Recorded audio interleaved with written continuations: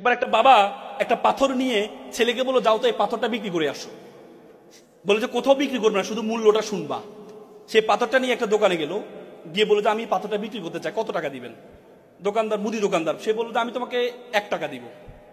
সে এসে বাবার কাছে বলে, বাবা এখানে তো 1 টাকা বলেছে। বলছে ঠিক আছে, তুমি ওই দোকানে যাও।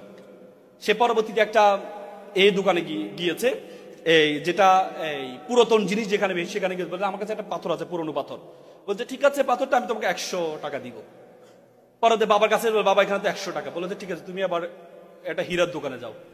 গিয়ে বলে যে আমি একটা এই নিয়ে আসছি পাথর, আমি বলে যে হ্যাঁ আরে এটা তো তোমাকে 1 লক্ষ টাকা দিব, তুমি আমাকে দাও।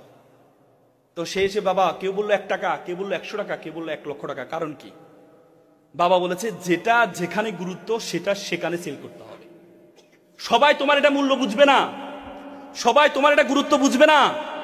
তুমি যেখানে যেটার মূল্য, তোমাকে সেখানে নিয়ে গেলেই এটার মূল্য কি হবে? বেড়ে যাবে।